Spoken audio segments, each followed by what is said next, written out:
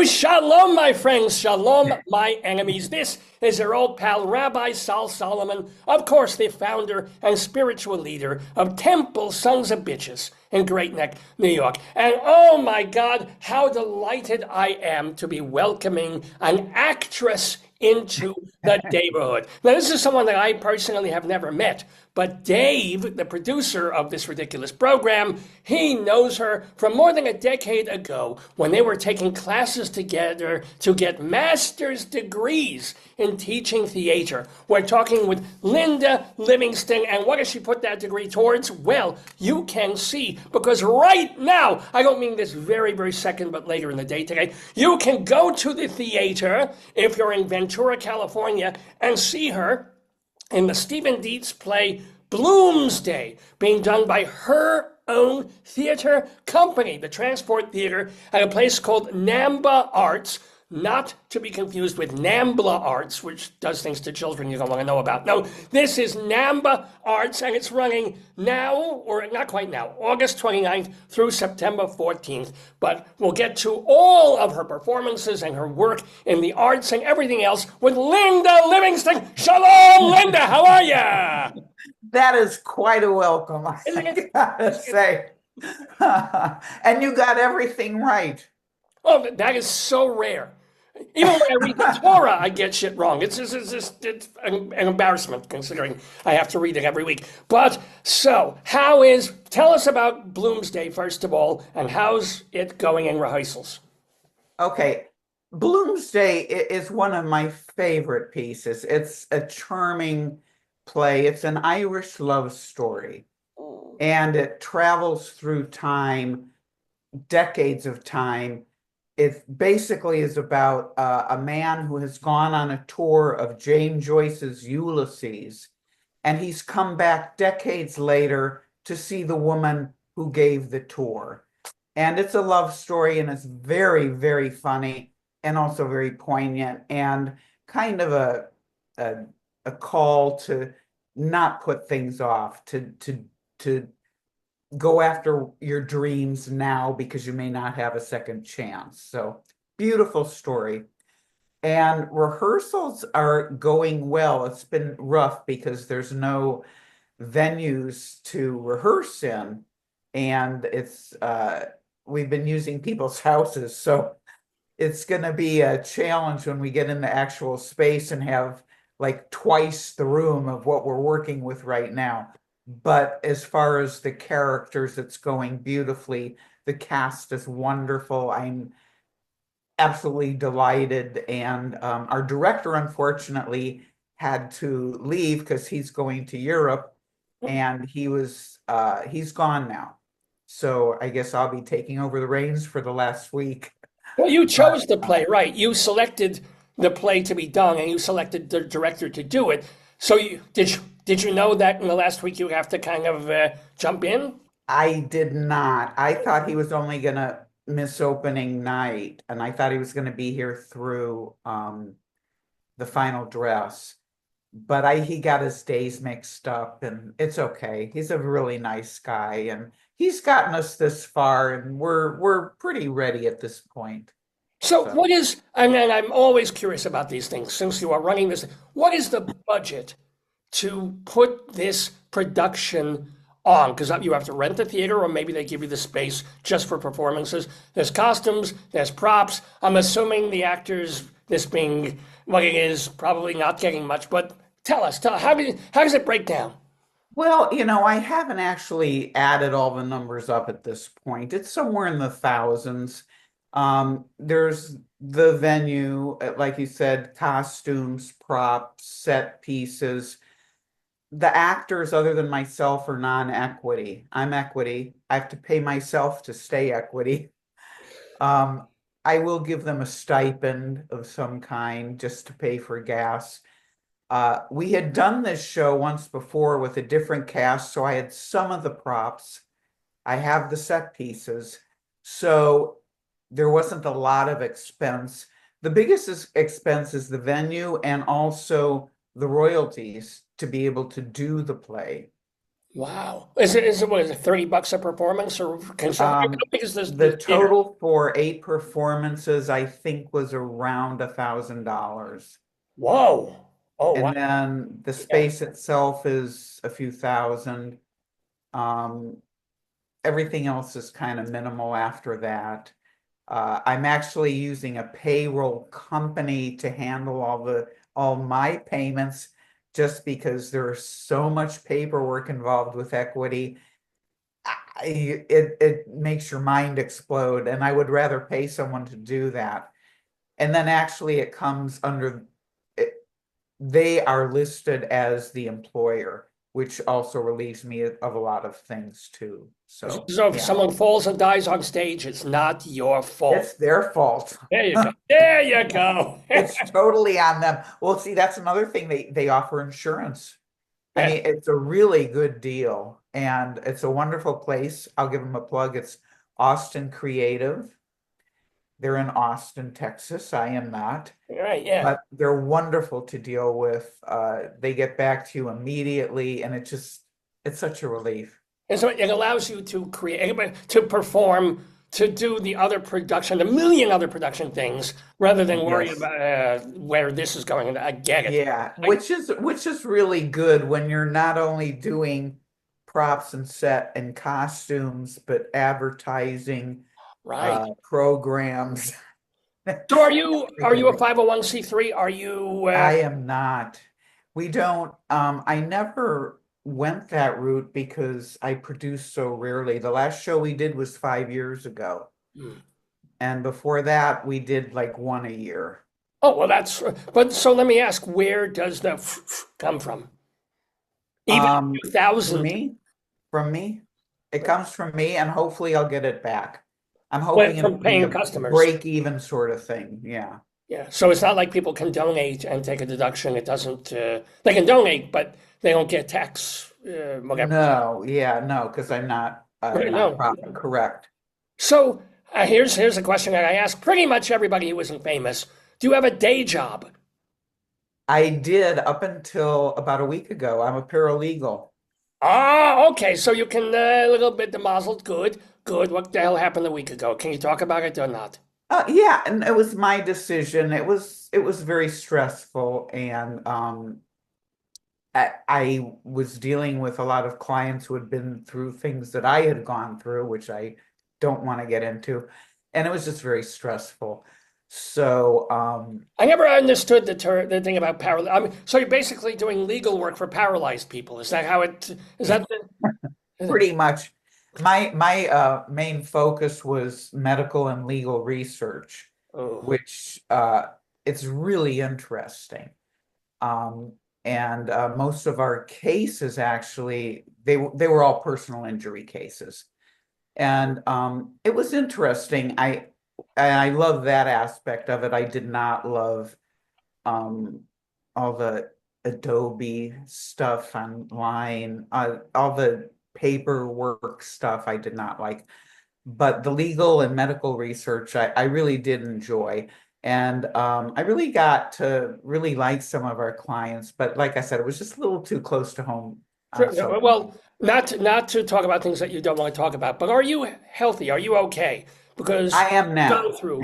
I am now. It's been quite a ride. I tell people I've been living in a Stephen King novel for 10 years. I was poisoned by Cipro, the antibiotic, which is I'm a walking encyclopedia now on fluoroquinoline toxicity. Well, who isn't? Cipro is a fluoroquinoline. Anyway, head to toe damage. My vision, my lungs, my heart, took out both meniscus. Um, Wait. How does it kill your knees? What? Isn't a meniscus a knee? they like to destroy connective tissue. That's why the main injury you ever hear about is people's Achilles tendon. That's like one of the least things that can happen. But hundreds of thousands of people have died from these antibiotics, and millions more have been injured. But I lost a year of my life. It took about 60, $70,000 to get better because Western medicine doesn't really have anything to help with it. So It was all naturopathic Oh, stuff. oh, can I ask, what would you point to as the one or two most useful things in, I would say curing you, but curing you? I'm sorry? Oh, and it was of the things that were non-Western. What did you turn to that you're like, oh my God, that worked? I had over 300 IVs, nutrient IVs. Okay.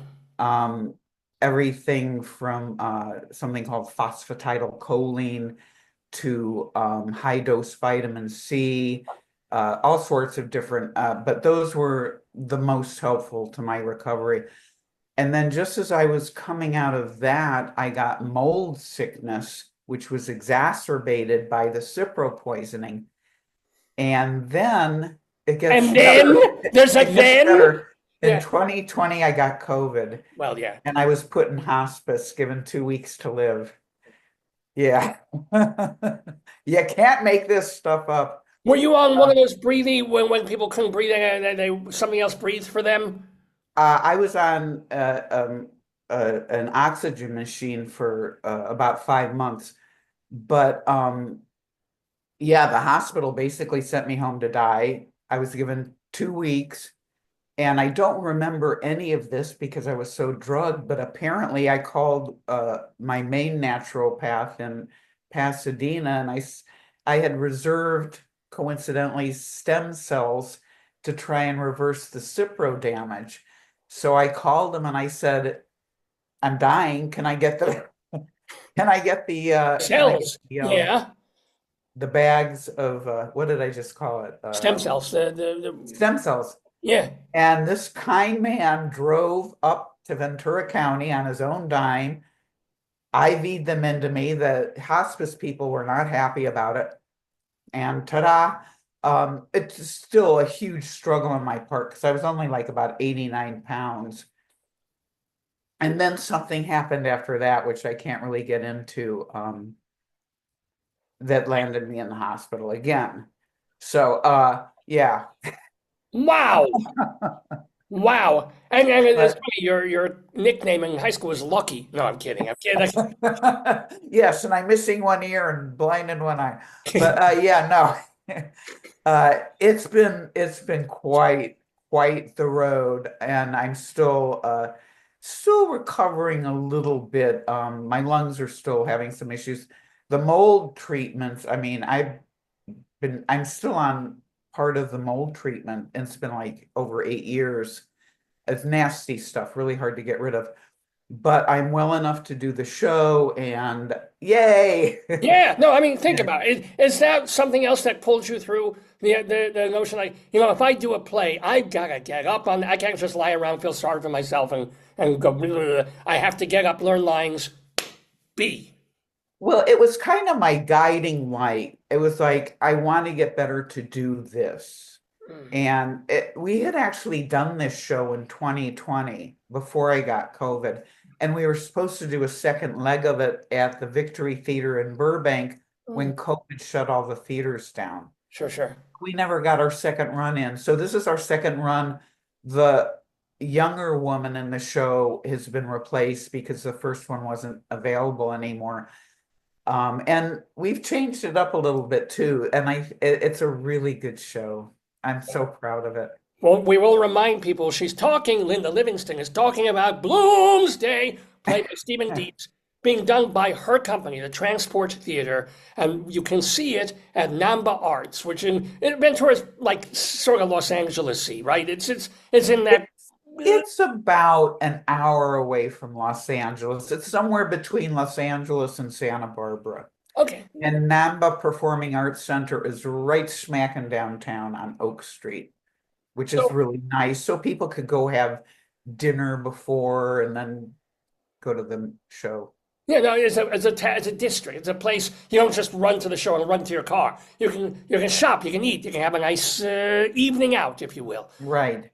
What? And a couple good Irish pubs down there as well. Are you Irish? Yeah, that's the second time you talked about it. I'm part. What are About 18%. Oh, so what's the rest of you? Mostly Hungarian. Oh, interesting. Because from your Hungarian, name, English, Irish. yeah. Well, you're not Jewish, are you? Part.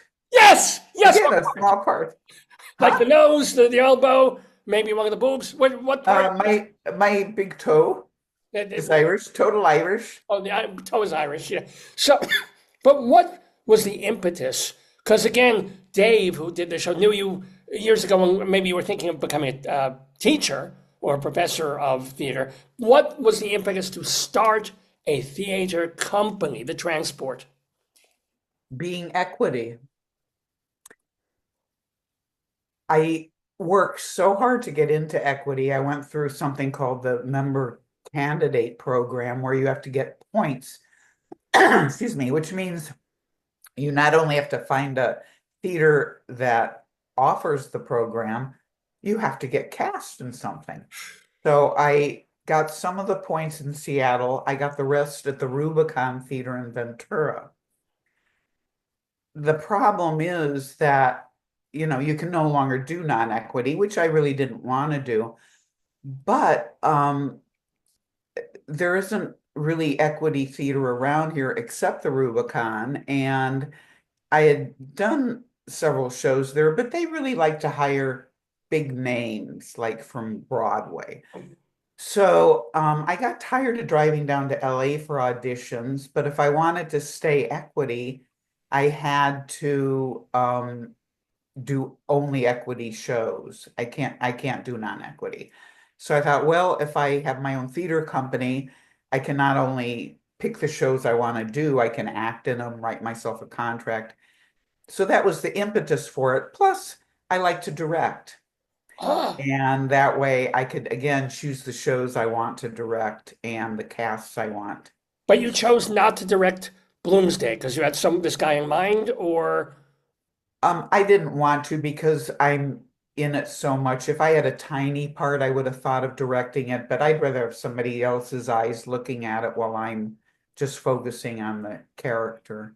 so what was the first production that you did under your umbrella, under your theater company? It was so fun. It was called Judy's Scary Little Christmas. I was not in it. I directed it.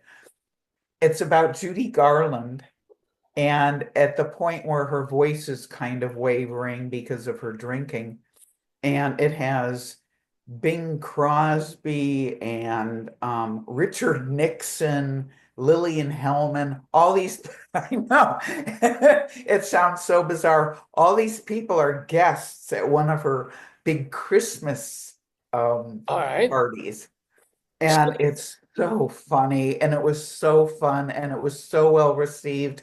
And the young woman at the time who played Judy Garland um, looks just like Judy Garland. Her name is Vivian Latham. She could be a double. In fact, I think she did double for her in a film once, and she has a lovely voice. I mean, nobody Oh, is so it's a Judy musical. Garland. They actually did some songs in there. It was, uh, Yes, it wasn't really a musical because I'm not really a musical theater person, but it was a play with music, I would say. Liberace, one of the best parts in it is Liberace, and he plays the piano. I mean, it's so funny. It's so oh, funny. I've So never that was heard of the this. first production, Judy's Scary Little Christmas. That sounds hilarious. I'm sorry I missed it. I'm sorry I'm missing everything that Yeah. you're doing out there, thousands of Yeah. miles away, all the way in the way. So, what did you want to be back, either little girl Linda or Linda College Linda? Was it arts immediately, or did you want to be a I wanted to be paralegal a when you were 4? veterinarian. Oh, you want to be a librarian? Veterinarian. Oh, I'm sorry, veterinarian. So you read, Yeah. yeah. Oh, I found out I was allergic to almost every animal under the sun. But I so wanted to be a vet. I'm still a huge animal lover, and I will accost people on the street to pet their dog. I'm too allergic to cats to go near them, but dogs, oh, I love. So first I wanted to be a vet. yeah. Wait. Do you have pets? You obviously can't have a cat, but do you I have a don't, but I'm going turtle? to get a dog in a few months, probably. Yeah.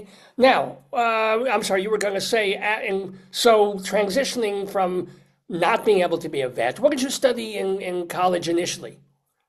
Communications, and I went into radio. Oh, I remember was radio? Yeah. I was at K-Lay, K-L-E-I Oh, okay. in Kailua, Hawaii. Wait. You were living in Hawaii for a period of time. Yes, I did not my father know. lives in Hawaii, and I Oh, lived there for a while, and I was on the air on Kele. It was funny because we called it the Windward Giant, but we had the tiniest audience. In fact, we had pre-taped traffic reports. like they were We done the would week just before. plug those in, and it'd say, everything's clear on the Poly Highway, and someone would call in and go, "Are you kidding me? There's like a 3-car wreck up here." So yeah, That's, that was I funny. love that. That's so great. That's like a WKRP version, but except it's a K-Lake kind of a Yeah. fabulous. So, what made you also? Everybody thinks Hawaii is paradise, right? What made you leave Hawaii, wanting to I act got island again? fever totally. You're I lucky. my Oh, dad's been there for like 50 years, but I had island fever. I you can only go so far or go yeah. in circles. And I miss the mainland. So, by the way, you keep referring. Is your father still alive? He is. He's 96, I think. Something Mazel like that. tov. Yeah. And he's still alive, still in the same place, loves it there.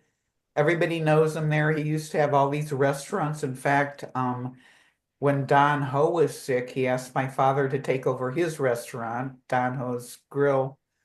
And he had some of the most popular restaurants in Hawaii Wow. and Well, Honolulu, yeah. And you they were so good, all of them, yeah. this is getting weirder and weirder because Dave, who I keep mentioning, who is the host of this program, he and his lovely wife honeymooned in Hawaii, and just for the kitsch factor, went to the Dong Ho stage show and restaurant. But it was when Dong Ho was still there. He was still performing Yeah, there. He was yeah, your dad, unfortunately. yeah. It's like, Yeah, in fact, they were such good friends that when my father's second wife died, Don's wife came and did like a song and a hula at her wake thing, hula. I when I die, do I want someone to do a hula at my funeral in the uh, temple? well, it's not a funeral, not a wake, where people kind of go and celebrate the person, whatever that's Yeah, called. I mean, it would have to be a Jewish, Celebration like of a life, I hula. guess. Like you have to do a Yeah, hula dance. It's kind of a I guess it's a Hawaiian thing. so. So in college, again, you studied. What did you say? I Communication communication. studies. So and you came out looking for a job, and you were in California at that point, not in Hawaii. So did you think about New York because all theater people want to go to New York, or you stayed West Coast? What did you do? Well, I wasn't really in theater at that point. I actually had thought that I would become a lawyer. My father talked me out of that. And then I took He's an certainly act. not Jewish. Yeah, I don't know what part of you is Jewish, but if your father was Jewish, he would not talk you out of being a lawyer. This is for sure. Yeah. I actually had taken an acting class to try and get over my shyness because I was painfully shy. Hmm. I mean, really bad, really, really, really shy. And so I took an acting class. I was like, I think around 19, maybe even 20. And I was terrified the very first, I got cast right away in a small show called Pfeiffer's People. Oh I yeah. was absolutely terrified. The lights came up on me and I thought, what the hell were you thinking? And then I got the bug and I couldn't stop. And the funny thing is, I was still really shy. And And well, I still, everything changes when you're on that stage and the light hit. Otherwise, you can be a wallflower. You're going to be the moment you cross that boundary, it's like, it's crazy. hello, look at me. It's crazy. I mean, I did a show called Wit where I was both But you were bald and naked. naked at the end. Yeah. Bald and naked in my 50s.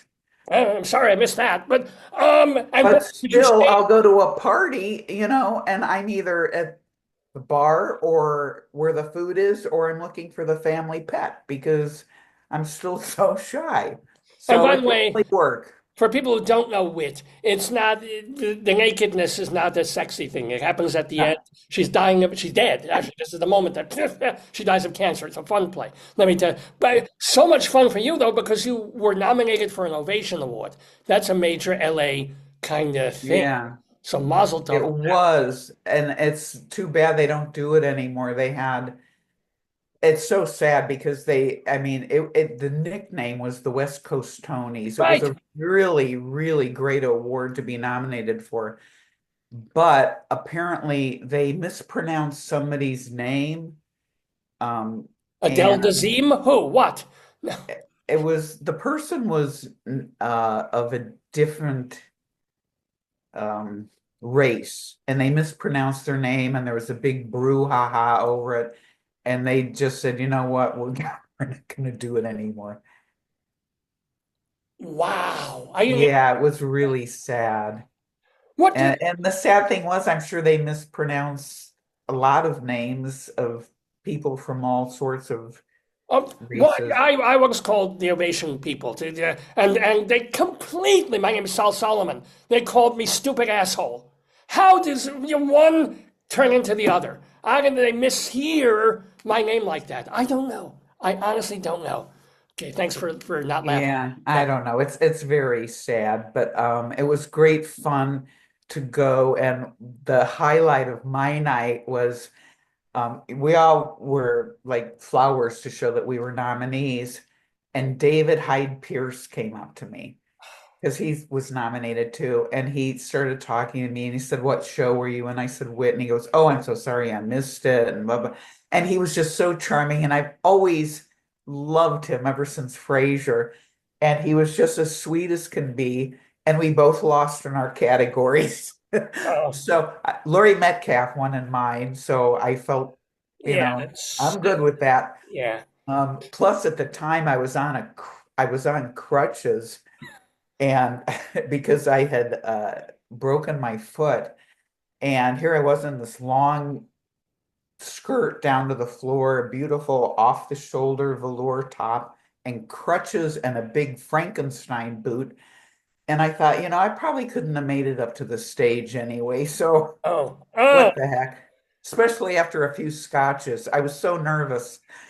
Did being a nominee though make some difference in your acting career? Like, did you get more roles? Did your agent suddenly return your calls, kind of thing? Well, I don't have an agent, so no, it didn't really do anything, but it's nice to put on your resume. Of course, absolutely. Did you win Yeah. any more other awards or nominate for other awards? I think. Locally, yeah, a Yeah. bunch of them. There used to be something called the Rep Award from the Reporter. It was a local newspaper. They don't do that anymore. And then even more locally, there was something called the Four-Star Awards, and that really is very local, and I won a few of those. Best theater on the block. It's like from Yeah. 301 Ventura Boulevard to 320 Ventura Boulevard. On that strip is like a theater and a cafe. And no, I'm not thinking. I'm sure you were great. I'm sure you deserve. But what is up with theater? And I remember there was a critic and playwright friend of mine named Willard Manus. Oh, I know of Dave's. I don't know if you knew him. Will Manus. He wrote he got a lot of plays done there and some in New York too. He actually wrote the book called Mott the Hoople, from which the band took its. You never heard of them either. Okay. No. Anyway, so Will Manus. What was I going to say? I mean, we were talking about just when they changed the rules for doing 99C theater in LA and how it was going to destroy a certain level of LA theater. I mean, has it? How is LA theater these days? I don't know. I don't drive there much anymore. I used to live in Santa Barbara, and which is like an hour north of Ventura. And I could drive from Santa Barbara to LA quicker than I can drive from Ventura to LA now. The Mm. traffic is it's miserable. So I really don't drive down there anymore. And but I'm aware of that, and I was really against them doing that because all it did was take away opportunities to act. I mean, there's so many actors, and there are only so many roles at places like the Pasadena Playhouse or, things like that. So I think it really did a disservice to actors in general.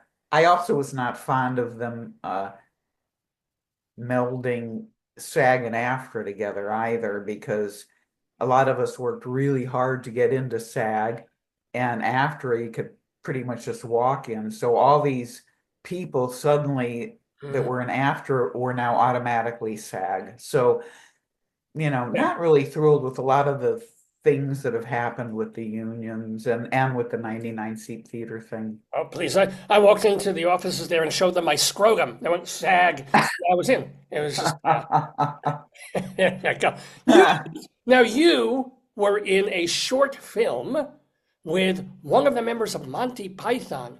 Please, how was it? How did it go? Was he nice? It was great fun. Unfortunately, I had no scenes with Eric Idle. Oh, oh. But it was a short film, and it was quite a while ago, so I'm having trouble remembering it. But the I was asked to do it by the person who was producing it, who was a friend of a friend, and it was a lot of fun. I got to scream and uh, I do look that every morning. aghast and but I had a very short scene with the lead, and he was in October Sky, and I'm blanking out on his name, a young man, but it was a very talented cast for a very small film. But yeah, unfortunately, I had no scenes with Eric Idle, so I didn't even get to meet him because it was a different day then, like you were. right, Uh, right, so yeah.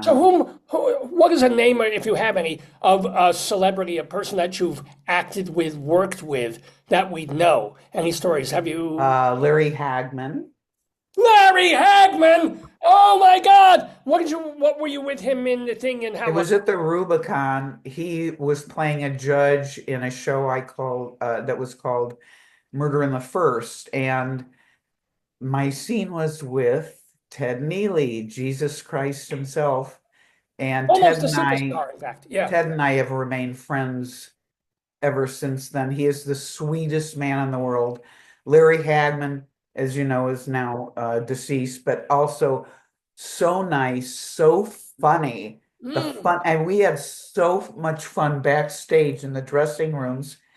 And he rode a Harley, which a lot of people don't know, but just great fun. Him and Ted, and then one weekend we had oh, I'm gonna blank out on his name now. He was so wonderful in China Beach. Oh my God, I can't believe I'm blanking out on his name, but he filled in for one of the actors. Don't Oh, show. shoot, that's gonna make me crazy now. But anyway, Ted and Larry were in Murder in the First. I did a show, a commercial, a bazillion years ago with Jonathan Winters.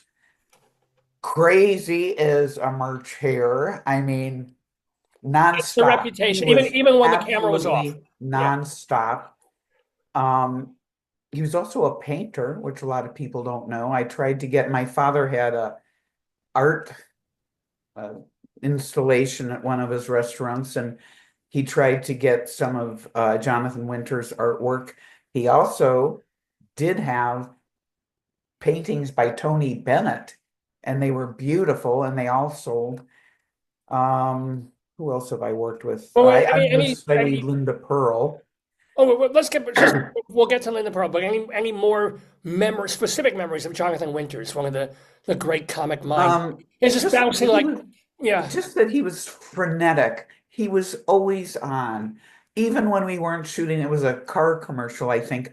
And even when we weren't doing it, even when he wasn't doing his antics in the commercial, he was on. He was always on nonstop. And I thought it must be exhausting to be him.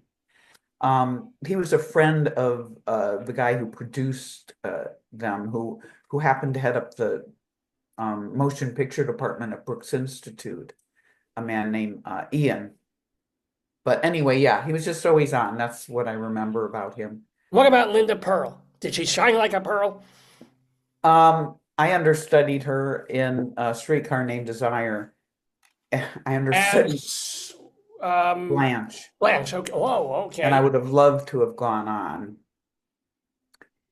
but I never did, You didn't alas. poison her tea? Come on! You gotta I give her a tried, laxative damn in the it. thing. What? Just once. And I also had a couple small roles like the nurse at the end, and then they also had me be a prostitute at the beginning just for kind of color and range.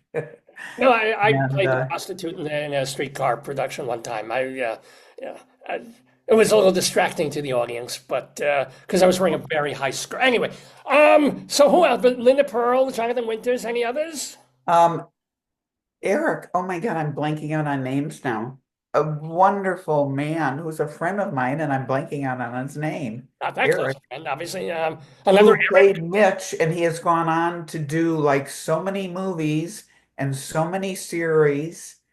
I wish I could remember them all now, but you'd recognize him. Hmm. Um, who else? I'm sorry, Who knows? I'm blanking out. I need my resume. Well, speaking of, there is one person that we both know, or I don't know him, but Dave, who I keep mentioning here, Dave Lefkowitz, the producer of the show, one of the people that took the master's degree that we were all doing at the University of Northern Colorado was this wonderful fella named John Slade. And he's directed for your company. You knew, you have some memories of him just because, Dave knew him as well. You knew him too. You okay? Yeah. Yeah, yeah. Yeah, John was a wonderful director and actor who was killed by a drunk driver. He was actually on his way home from directing a rehearsal at Kingsman Shakespeare when it happened. Much beloved in the community. Uh, he at the time he put together a show on Walt Whitman, and it was Yes. phenomenal. Music, words, he was touring it, and he grew this long beard. He looked like him, and he was just amazing, and people loved him, and it was a huge loss, huge, huge. But yeah, really special person. And it was so weird that we ended up in that same master class because, as you know, or as Dave knows, there were only about, what, 14 people in it or something from all around the country. And And here there he. So John and I it end wasn't like up you in were the same friends class. and decided and say, "Oh, I'm going to take this. You want to take this?" So you had no idea till you got there. No idea. Oh No wow! idea. In fact, I remember we were waiting for the last person to sign in, and it was John. And I was like, my jaw just dropped. It was like, are you kidding me? What are the odds? So that was fun to be able to do that with him. Now, what did you get? We were in, or I keep saying we. I'm doing the collective we. When Dave took this series of courses for this degree in theater education, what did you end up getting from that experience? Did you learn anything really useful as a director or as an actress or in communicating, or was it just fun to do? Because a lot of it was a lot of fun. What was, I'm told. Yeah. Oh, it's interesting. The reason I took it was I wanted to teach at one of the local colleges. Well, as it turns out, nobody would accept that degree. They wanted a Master of Fine Arts, which to me is unbelievable. So here I was, a professional actor, director, and now I had a master's degree on how to actually teach it. And I had taught acting before.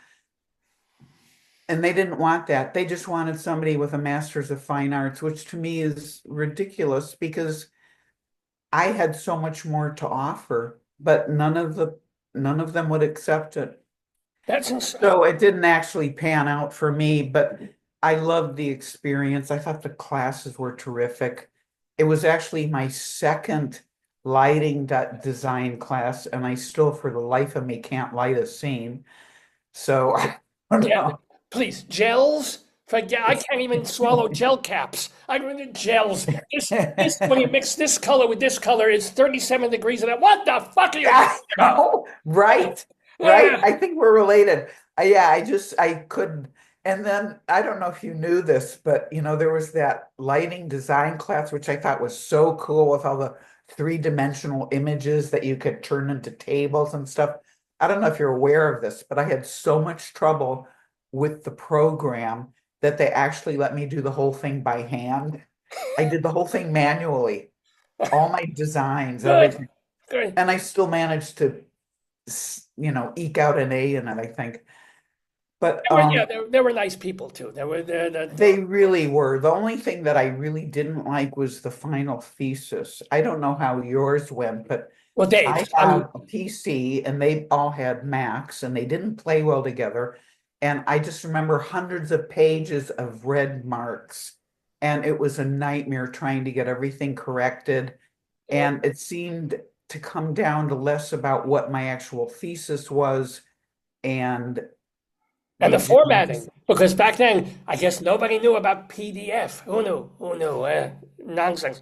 But wow, well, at least for the most part, you had a wonderful experience. absolutely loved it. I loved the people in it. I still have that little rubber ball I got from Jessie. Do you still have yours?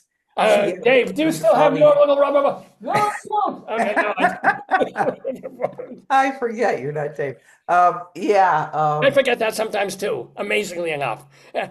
So No, I loved it. I loved the experience. I got to be very good friends with my roommate Shannon, who I would love to see again. Oh, I would love to see her again. And she's now married to this really wonderful guy who I'd love to meet. So, yay. Oh, yay. It's just good times. And we're having a very good time with our chat with Linda Livingston. So remember that you can see her in Bloomsday if you go to the theater. It's called Namba Arts, is the theater Namba itself. Performing Arts, uh-huh. Oh, and that like PAC, like a Namba PAC in Ventura, California. So it's in this nice little district where you can have a meal, you can have a this. There's probably a whorehouse locally if you There is one in the play. there you go. And it's running from August 29th. So it hasn't started performances yet. Wait one more week. And then it will be running through mid-September. For more information, go to nambaarts.com. NAMBAARTS.com. So our last question for the delightful and thank God healthy Linda Livingston is, speaking of unhealthy things, at being an actress, being a director, and everything else, what are some of the most ridiculous or funny or scary things that have ever happened to you when you were on stage or in the audience while you were on stage? Probably the scariest was I was doing master class, which it's about Maria Callas, and she's on stage the entire time. And we had gone to a venue in Simi Valley, and it was a pretty big venue. And I have this little monologue at the beginning, and this elderly gentleman came in late and was taking his time wandering down to his seat all the way in the front. So I decided to have a little fun with him as Maria Callas, who can be brutal, and I was. And then I totally went up. I had no idea where I was. And I walked over to the pianist who has a script right in front of him and kind of whispered, I have no idea where I am. And he said, I don't either. And I could have killed him because he had the script right in front of him. I wandered back down stage and kind of held my breath and finally found my place. Oh, that's not the scariest, though. I Oh, will tell you the scariest. Do we have time? yeah, please. Okay, all right. Again, doing master class in Santa Paula, and it's a matinee. And again, she's on stage the whole time. The entire second act is built around things that she's hearing and seeing behind her on a video screen, right? Hmm. The opera house and everything else. Second act, power goes out. And I'm standing there doing my monologue, and half of my right brain is going, just keep talking. My left brain is going, we can't possibly do this. How can I do this? I can't hear anything. I can't respond to music I can't hear. I can't respond to anything I'm not seeing. And then I see two people associated with the theater start opening the curtains, letting the light in, and I'm thinking, oh my God, they're going to make me do this. They're going to make me do this. And I was freaking out because literally every line I say in the second act is dependent on something I'm hearing or something that is going on visually behind me. And I don't know how, but I made it all the way through. Really? Yes. What And did the you funny interpolate? thing Did you is, say, like, oh, now that I'm seeing this image that the audience isn't seeing either? No, you just kind of. no, I just had to, no, I just, things like, yes, I remember, blah, blah, blah. And it was crazy. It was absolutely crazy. And even crazier is a few people actually thought that's how it was supposed to be. Well, yeah, of course. That's They that's. didn't even know. But did you, if all the lights went out, how were you lit? In other How would words, I what? well, you said it was a blackout, right? Uh-huh. So how were you even lit? It was a matinee. Outside? Or No, it was just, inside, but they oh, they opened all the opened. I got curtains it. on the side so all the light was coming in. So they So could you see, could the audience see, could see you. There was just no tech, basically. right. And I could see all the audience. Yeah. And were you also mic'd in the show, and now you had to No, use your outside? Oh no. no, it was not. This Okay. was a small, like 100-seat house. Oh, okay. So that Yeah. you were ready for that game. Oh Yeah. my God. It was terrifying. Did you, when you came off the stage, did you look daggers at the producer and say, we could have just given them their money back and had them come when things were I don't working? know what I said, but I probably wanted to wring her neck. Yeah, most probably. Well, we don't want to wring the neck of Linda Livingston because hopefully your neck feels good because we don't want to touch anything on you that isn't broken. But see her on stage in Bloomsday at Namba Arts in her own theater company. It is the Transport Theater. Remember, it starts on the 29th, runs to the middle of September. Linda, all I have to say is what a wonderful pleasure it has been to talk with you about life and theater and sickness and health and all the wonderful things that make up a life. That, Micah, if your dad is living 96 years old, I, you should live to 196. And a healthy, please God, 190. Yes, yes. Shalom to you and thank you so much. Thank you. It's been a pleasure. So fun to see you again.